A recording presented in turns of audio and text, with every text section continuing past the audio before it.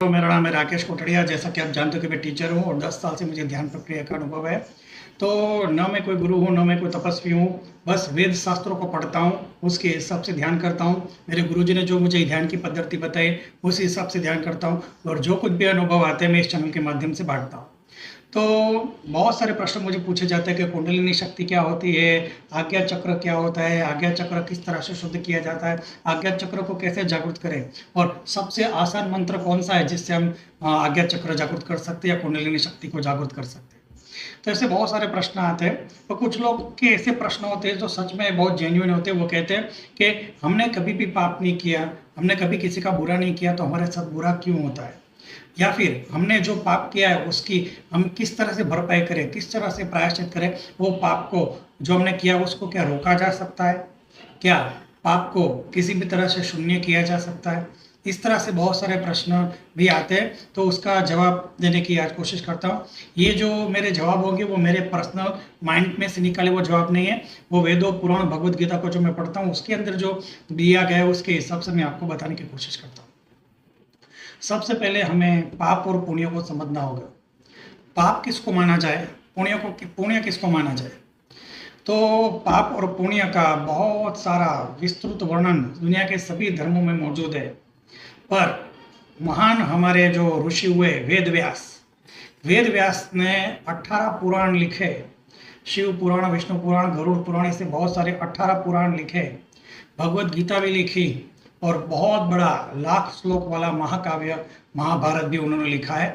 पर किसी ने उनको पूछा कि पाप और पुण्य क्या होता है, तो वेद व्यास ने ऐसा बताया, श्लोक के अंदर ऐसा बताया कि अष्टादश पुराणेषु 18 पुराण के अंदर व्यासस्य वचनम द्वयम, मतलब मेरे 2 ही वाक्य मौजूद है। परोपकार पुण्याय, किसी के अच्छे के लिए जो किया गया है वो पुण्य है। पापाय परपीडनम, अगर किसी को नुकसान पहुंचता है, किसी को इतना भी दुख होता है तो वो पाप में गिना जाएगा। तो हम पाप का अर्थ क्या निकलते हैं, किसी की चीज़ें छीन लेना, किसी को मारना, किसी को परेशान करना, वो पाप गिना जाता है। लेकिन पाप 3 प्रकार की व्याख्या में आता है। मन कर्म वचन, तीनों से पाप हो सकता है। मन कर्म वचन मतलब जैसे कि किसी को मारा तो वो शारीरिक पाप में आता है। शारीरिक पाप मतलब शरीर से किया गया पाप, तो उसके अलग फल मिलते हैं। वचन मतलब आपने किसी को मारा नहीं, पर ऐसे ऐसे वाक्य बोले जिसके अंदर से उसके अंदर से दुख उत्पन्न हुआ, किसी के बारे में बुरा बोला, किसी के बारे में कुछ कमेंट की जिसकी वजह से वो कुछ बोला नहीं लेकिन अंदर से वो दुखी हो गया, तो वो वचन के द्वारा किया गया पाप है, मतलब शब्दों के द्वारा किया गया पाप है।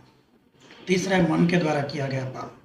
तो मन के द्वारा कैसे पाप होता है, मन के द्वारा इस तरह से पाप होता है, किसी की ईर्ष्या करते हो, किसी को मनोमन गालियां बोलते हो, किसी के बारे में हमेशा बुरा बुरा बुरा सोचते हो, तो सोचने का भी पाप होता है। तो पाप 3 लेवल पे होते हैं। शारीरिक लेवल पे जो दुनिया देख सकती है, स्पीच में बोलने की वजह से वो भी दुनिया देख सकती है, लेकिन जो मन से जो पाप होता है वो कोई नहीं देख सकता। और तीनों पाप के फल तो मिलके ही रहते हैं। तो ये कहता है कि मैंने 100 पाप किए, उसके सामने मैं 100 पुण्य कर डालूं तो मेरे पाप शून्य हो जाएंगे, मुझे पाप का फल नहीं मिलेगा। पर कर्म का सिद्धांत अगर कोई जानता है, भगवत गीता ठीक से पढ़ी हो, तो उसको मालूम है हर कर्म का अलग अलग, प्रत्येक कर्म का अलग अलग फल होता है।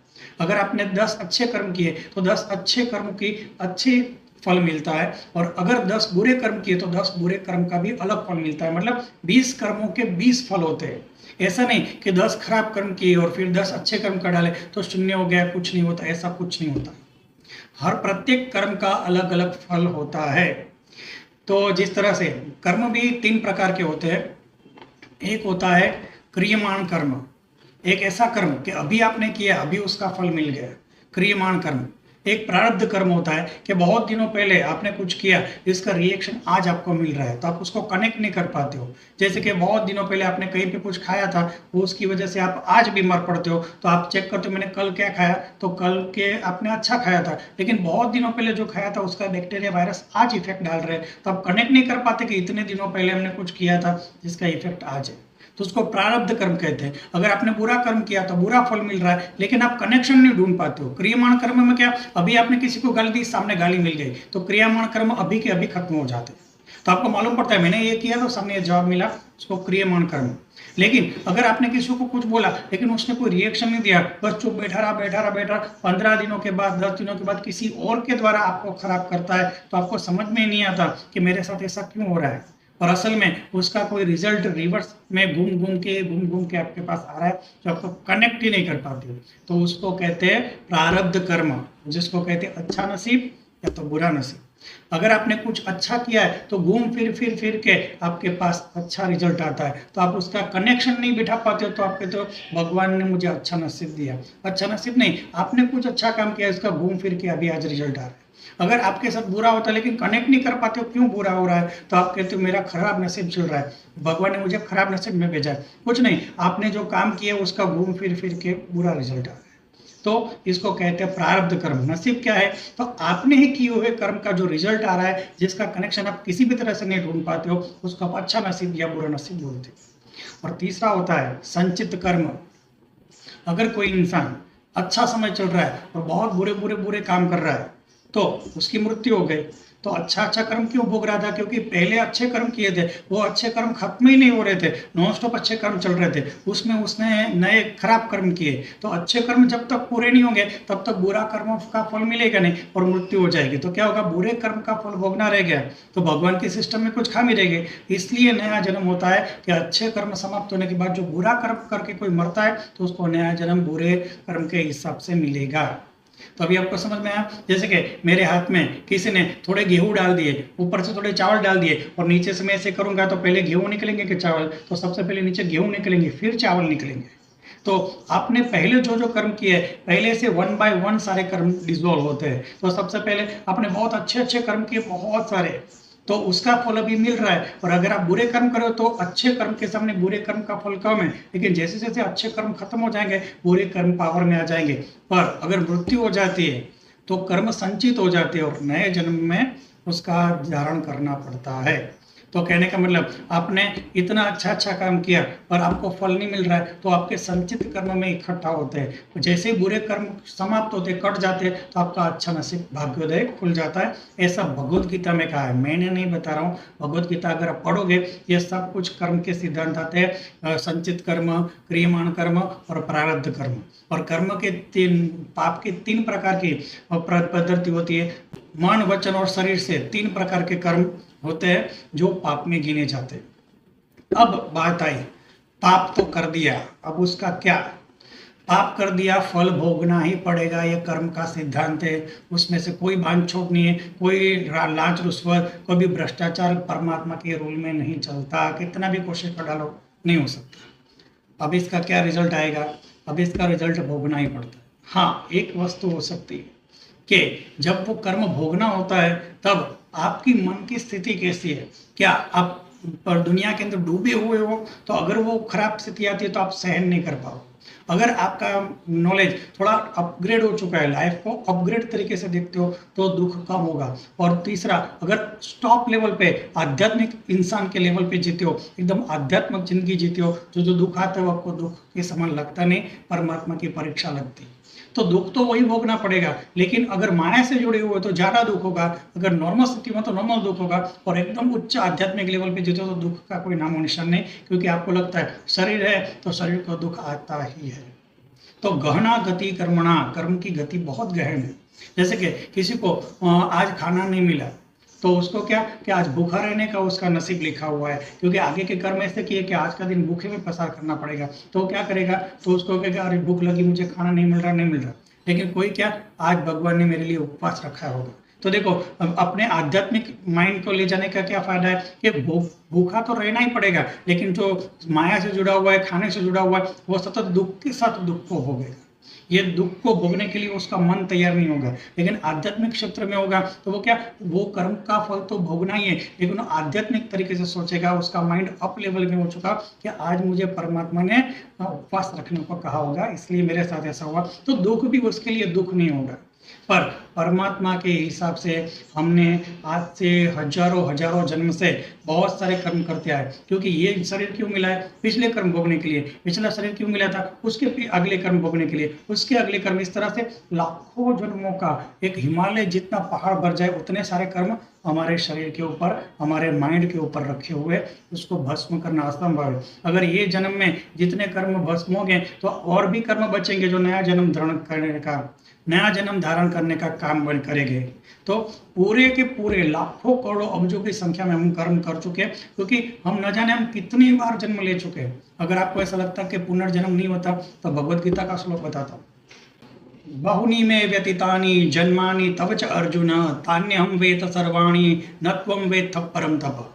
मतलब हे अर्जुन, मेरे और तुम्हारे कितने ही जन्म हो चुके हैं, मैं उन सारे सभी जन्मों को जानता हूँ, लेकिन तुम नहीं जानते। तो मतलब परमात्मा ऐसा बता रहे हैं कि हमारा जो शरीर है वो एक क्या कहते हैं आइस की तरह है। पानी एकदम सिंपल था, उसको अगर फ्रीज कर दिया गया तो बर्फ बन जाता है। इस तरह से इतने कर्म हो चुके हैं, तो कर्मों को भोगने के लिए शरीर धारण करना पड़ता है। तो कर्म जब घनीभूत होते, एकदम स्ट्रांग बनते, तब ये शरीर मिलता है। तो ये शरीर के माध्यम से पुराने कर्म भोगे जाते हैं और ये शरीर नए कर्म उत्पन्न करता है। तब क्या किया जाए? तो ये इन सबको कर्मों को, जितने भी कर्म हैं, उनको शरीर के साथ भोगने जाएंगे तो और लाखों जन्म के कर्म भोगने के लिए और लाखों जन्म लेने पड़ेंगे। तो इसका तो कोई अंत ही नहीं। लाखों जन्म के कर्म भोगने के लिए लाखों जन्म लेते रहो, फिर लाखों जन्म के लिए नए लाखों कर्म करते रहो, फिर लाखों जन्म धारण करते रहो। तो इसका तो कोई अंत ही नहीं। एक ऐसा विषचक्र है, सर्कुलर सर्कल, उसमें से कोई इंसान बाहर ही नहीं निकल सकता। तो भगवत गीता के अंदर कृष्ण जी ने बताया हुआ है कि 3 तरीके से इस सर्कल को तोड़ा जा सकता है, वही शांति को प्राप्त कर सकता है। वरना जन्म मृत्यु का चक्कर, छोटे फिर से बड़े होना, परेशान होके बड़े होके फिर से शादी वो सब करना, फिर बच्चों को संभालना, फिर बूढ़े होना, फिर बीमार होना, फिर मर जाना, फिर से जन्मना, फिर से बड़े होना, फिर से शादी करना, सबको संभालना, फिर बूढ़े होकर बीमार होकर मरना। तो इस चक्र में से कोई इंसान निकल ही नहीं सकता। तो इसके अंदर भगवत गीता के अंदर परमात्मा ने 3 रास्ते बताए। पहला है कर्म योग। सारे कर्म करते जाओ, लेकिन उसके फल की इच्छा मत रखो। तो क्या कर्म का फल ही नहीं मिलेगा? क्योंकि कर्म का फल नहीं मिलेगा, क्योंकि आपने इच्छा ही नहीं व्यक्त की। तो कर्म का फल मिलेगा तो भी आप उससे जुड़ोगे नहीं, तो कर्म शून्य माना जाएगा। तो इस तरह से कर्म शून्य अवस्था आती है। सारे पिछले कर्म के आप कर्म भोग लेते हो और नए जन्म के कर्म के बारे में सोचते ही नहीं हो। तो शून्य कर्म से नया जन्म नहीं मिलता, और मन भी शून्य की अवस्था में आ जाता है। तो मोक्ष की स्थिति, सर्कल को तोड़ के आप बाहर निकल जाते हैं। दूसरा रास्ता है ध्यान योग। ध्यान योग के अंदर परमात्मा का सतत ध्यान करते करते अपने अंदर जो 72,000 नसें, नाड़ियाँ मौजूद है, और जो 7 चक्र मौजूद है, और छोटे छोटे 108 चक्र मौजूद है, वो सारे हमारे कर्मों की वजह से दूषित है। तो उन पिछले जन्मों के कर्मों को अपने अंदर ध्यान से एकदम शुद्धिकरण करना है। इससे वर्षों वर्षों की साधना के बाद शरीर अत्यंत शुद्ध अवस्था में आ जाता है, मन अत्यंत शुद्ध अवस्था में आ जाता है, और कर्म सारे भस्म हो जाते हैं। तब इंसान का शरीर नया जन्म धारण नहीं करना पड़ता। आत्मा अत्यंत शुद्ध होते हुए ब्रह्मरंध्र से निकल के परमात्मा तक जुड़ जाती है। और तीसरा रास्ता होता है भक्ति योग। ना मुझे अच्छी तरह से कर्म करना आता है, न ही ध्यान करना आता है, तो परमात्मा ने तीसरा रास्ता भी खोला है भक्ति योग। सतत परमात्मा की भक्ति करते रहना, परमात्मा की भक्ति करते रहना। 1 मिनट भी ऐसा नहीं चाहिए जब तक परमात्मा को याद ना किया हो। हम क्या सुबह उठते अगरबत्ती करते, शाम को अगरबत्ती करते, कहते भक्त है, कुछ भक्त नहीं। भक्त मतलब प्रत्येक मिनट, 1 मिनट भी ऐसे ना जाए कि जिस मिनट में आपने परमात्मा को याद ना किया हो। इसको कहते भक्ति। 24 घंटों में हजारों लाखों बार परमात्मा को याद किया। तो जब मृत्यु आती है तब आपको कौन याद रहता है? परमात्मा। और जहाँ पे मन आखिर में जहाँ पे होता है, वहीं पे इंसान की आगे जन्म की गति होती है। तो अगर लास्ट में आपको बंगला याद है तो बंगले की तरफ गति होगी। अगर लास्ट में आपको दुश्मन याद है, दुश्मन की तरफ गति होगी। अगर आपको लास्ट में कुछ न कुछ कर्म से बंधे हुए, तो वहाँ पे आपकी गति होती है। लेकिन आप लास्ट में परमात्मा को याद करते हो भक्ति योग में, तो परमात्मा की गति होती है। परमात्मा की गति क्या? यह सर्कल से बाहर निकलना ही परमात्मा की गति। ध्यान में सतत परमात्मा में रहते हो तो भी लास्ट में परमात्मा में मिलते हैं, और कर्म बचते ही नहीं तो जाएंगे कहाँ? ये सृष्टि चक्र में तो रह नहीं सकते। तो सृष्टि चक्र में से अचानक बाहर निकल जाते हैं और परमात्मा से जुड़ जाते हैं। तो 3 रास्ते हैं। कर्म योग, कर्म करके फल की इच्छा मत रखना। दूसरा ध्यान योग, सतत ध्यान में अपने मन, बुद्धि और शरीर को शुद्ध करना। और तीसरा सतत भक्ति योग, जो मृत्यु होकर इंसान सीधा परमात्मा से जुड़ जाता है। ये 3 में से जो भी रास्ते आपको पसंद हो, उस रास्ते से परमात्मा तक जाया जा सकता है। पर ये करे कैसे? इसके लिए एक सच्चे गुरु और तपस्वी की आवश्यकता होती है। अगर आपको कर्म योग में जाना है तो आप तो कहो कि मुझे कुछ फर्क नहीं पड़ता है, कुछ फल मिले या न मिले, पर अंदर से आपकी इच्छा होती है कि थोड़ा बहुत तो मिलना चाहिए। तो ये आपकी भूल निकालने वाला सतत एक सच्चा सद्गुरु तपस्वी होना चाहिए। आपके पास जब तक सच्चे गुरु नहीं आते तब तक आपका कर्म योग भी ठीक करने वाला कोई नहीं, ध्यान योग में अंदर क्या क्या रुकावट है उसको ठीक करने वाला कोई नहीं, और भक्ति योग में कहाँ पे क्या गड़बड़ करते हो वो बताने वाला भी कोई नहीं। जब तक आपके जीवन में सच्चे तपस्वी और गुरु नहीं आते तब तक कर्म योग, ध्यान योग, भक्ति योग अपना काम करते, लेकिन अत्यंत शुद्ध अवस्था में जो जाने चाहिए वहां नहीं जा सकते। और परम गुरु जो परमात्मा होते हैं, जो परमात्मा से जो गुरु जुड़ गए वो गुरु ही परमात्मा में हो गए, मतलब उनके शरीर में सतत परमात्मा से जुड़े हुए, तो उनका कार्य कुछ बचता ही नहीं। अपने शरीर से वो कार्य करते जो परमात्मा कराना चाहते हैं। अगर परमात्मा के कार्य करे तो परमात्मा की ऊर्जा तो उसमें होगी ही। ऐसे इंसान के सिर्फ पैर भी छुए जाए तो आपका जीवन धन्य हो जाता है। आपको कैसे पहचानोगे कि वो सच्चे गुरु है, नकली गुरु है? दुनिया में हजारों गुरु होते हैं, उसमें से सच्चा गुरु कौन सा है? देखो, हमारे संस्कृति में ऐसा बताया गया है किसी भी गुरु के पैर तो छूने ही चाहिए, उसका अपमान नहीं करना चाहिए। कारण क्या? क्योंकि आप अपमान करते हो तो बहुत सारी अगर आप अपमान करते हो तो बहुत सारी रुकावटों का सामना करना पड़ सकता है, लेकिन अगर सबके पैर छुए तो उसका अभिमान संतुष्ट होता है। लेकिन ऐसे 100 गुरु के पैर छूते हो, उसमें से एक भी सच्चा गुरु निकला तो आपका जीवन धन्य हो जाएगा, आपका जीवन कल्याणमय हो जाएगा। तो 100 में से एक असली होगा, जिसकी कॉपी ये 100 लोग मारते हैं। समझ में आया बात? आप समझ रहे हो? डुप्लीकेट चीज कब बनती है? जब ओरिजिनल मौजूद हो। ओरिजिनल में से डुप्लीकेट होगा ना तो असली संत भी दुनिया में है, लेकिन बहुत कम है, 1% है, लेकिन उसको ही देख के 100 लोग अपनी दुकान चलाते हैं। तो हमें क्या, सबको प्रणाम करना चाहिए, सबको नमस्कार करना चाहिए। अगर सच्चे को भी किसी को नमस्कार हो गया तो हमारा जीवन परिवर्तन हो जाए। समझ जाना आपके जीवन में एक अजीब परिवर्तन आ गया, समझ लेना आपने किसी न किसी सच्चे तपस्वी के पैर छू लिए, सच्चे तपस्वी के आशीर्वाद मिल गए। तो सभी गुरुओं को रिस्पेक्ट करना चाहिए, क्योंकि हमें नहीं पता कौन से सच्चे और कौन से नकली है। तो हमें अपने दिमाग से तय करने जाएंगे कौन से सच्चे कौन से नकली। हमें क्या मालूम अंदर से वो कितने लेवल पे बैठा हुआ है, हमें कुछ नहीं पता चलता।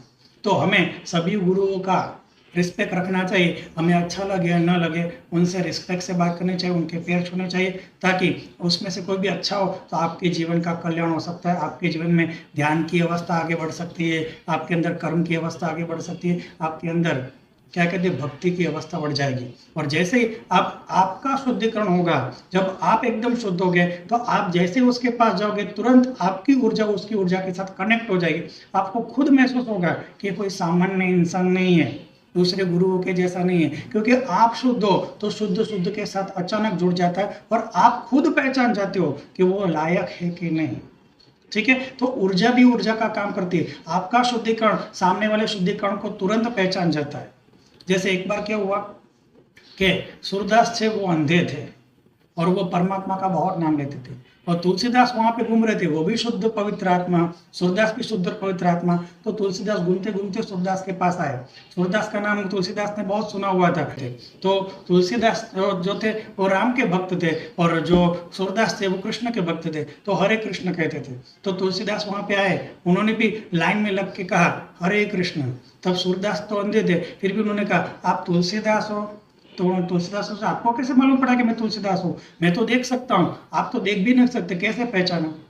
ऐसे शुद्ध तरीके आज तक किसी ने हरे कृष्ण नहीं कहा, क्योंकि जो परमात्मा से जुड़ा हुआ उसकी वाणी भी अलग होती है, उसकी शुद्धता ही अलग होती है। शुद्ध को पहचान जाते हैं। तो तुलसीदास ने जैसे ही बोला, राम बोलते थे हमेशा तुलसीदास, और उस बार उसने हरे कृष्ण बोला तो भी उतनी शुद्ध ऊर्जा से बोला कि शुद्ध ऊर्जा ने शुद्ध ऊर्जा को जान लिया कि आसपास में सिर्फ एक ही शुद्ध व्यक्ति है, तुलसीदास। और ऐसी मधुर आवाज में इतना जबरदस्त एनर्जी के साथ, इतनी शुद्ध एनर्जी के साथ अगर कोई बोलता है तो तुलसीदास ही होंगे। आप तुलसीदास हो? तुलसीदास ने कहा हाँ वो मैं ही हूँ। तो ये शुद्धता का कमाल है। अगर हम शुद्ध होते हैं तो परमात्मा ही हमारे पास सच्चे गुरु भेजते हैं, सच्चे गुरु मिलते हैं तो हमारे जीवन में कल्याण होता है। संत कबीर ने भी बताया, गुरु बिना ज्ञान न उपजे, गुरु बिना मिटे न दोष, गुरु बिना लहे न सत्य को, गुरु बिना मिले न मोक्ष। तो गुरु हमारे जीवन में अत्यंत जरूरी है। उसके मार्गदर्शन से हम आगे बढ़ सकते हैं और हमारे धीरे धीरे पाप कर्म शून्य होते हैं और हमारे अंदर एकदम शुद्धता आती है। तब ध्यान कर्म और भक्ति योग से परमात्मा से जुड़ जाते हैं, परमात्मा से संपर्क स्थापित होता है, जीव शिव हो जाता है, नर नारायण हो जाता है, आनंद परमानंद हो जाता है। तो सुनने के लिए थैंक यू। अगर आपको ऐसे वीडियो चाहिए तो शेयर और सब्सक्राइब कीजिए, और अगर ज्वाइन बटन के साथ कनेक्ट करते हो तो प्राइवेट में मुझे जीमेल से क्वेश्चन पूछ सकते हो, उसके जवाब देने की मैं कोशिश करूंगा। सुनने के लिए थैंक यू। जय गुरुदेव, जय गुरुदेव, जय गुरुदेव, गुरुदेव।